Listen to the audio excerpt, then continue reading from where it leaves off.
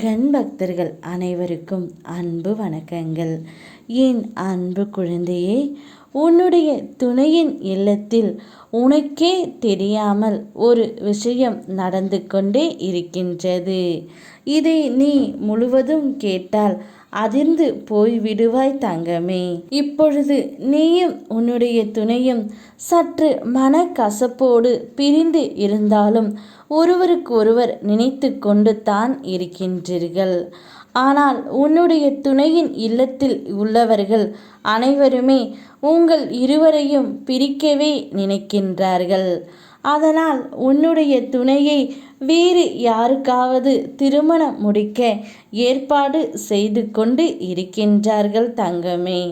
ஆனால் கவலைப்படாதே, நிச்சயம் அவ்வாறு நடக்க உன் முருகனப்பா நான் விடமாட்டேன். ஏனென்றால் இந்த ஜென்மத்தில் உன்னுடைய துணை உனக்காகவே படைக்கப்பட்டவர். உன்னையும் அவரையும் யார் நினைத்தாலும் பிரிக்கவே முடியாது.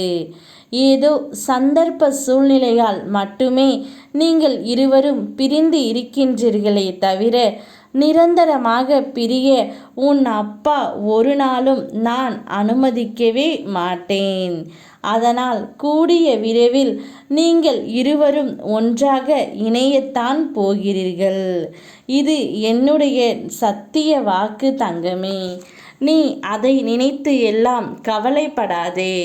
அதை எப்படியாவது உன் முருகனப்பா நான் தடுத்து விடுவேன்.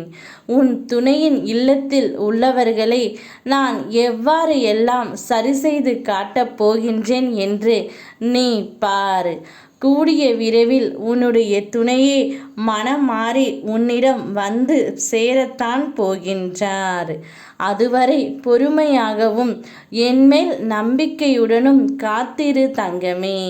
உனக்கான நல்ல செய்தியை நான் வழங்கத்தான் போகின்றேன். உன் துணையின் இல்லத்தில் உனக்கே தெரியாமல் இப்படி ஒரு விஷயம்தான் நடந்து கொண்டே இருக்கின்றது. ஆனால் எக்காரணத்து கொண்டும் நீ கலங்கி உட்கார்ந்து விடாதே. எதிர்த்து போராடு தங்கமே. உன்னால் முடியும் வரை எதிர்த்து போராடு. உன் துணையிடம் பேசு. அவர் முடிவு என்னவென்று தெரிந்து கொள். பிறகு எதுவாக இருந்தாலும் பார்த்து கொள்ளலாம். சரியான தீர்வை சரியான நேரத்தில் சரியான காரணத்துடன் நான் உனக்கு வழங்குகின்றேன். அதுவரை உனக்காக நான் அயராது உழைத்து கொண்டு தான் இருப்பேன். என் மேல் மட்டும் நம்பிக்கை வைத்திருக்கும் என் செல்ல குழந்தைகளுக்கு நான் அவர்களுக்கு நிச்சயம் வாழ்க்கையே பரிசாக வழங்குவேன். அவ்வாழ்க்கையில் மகிழ்ச்சி மட்டும் நிறைந்திருக்கும்படி நான் செய்வேன். யாம் இருக்க பயமேன். ஓம் முருகா.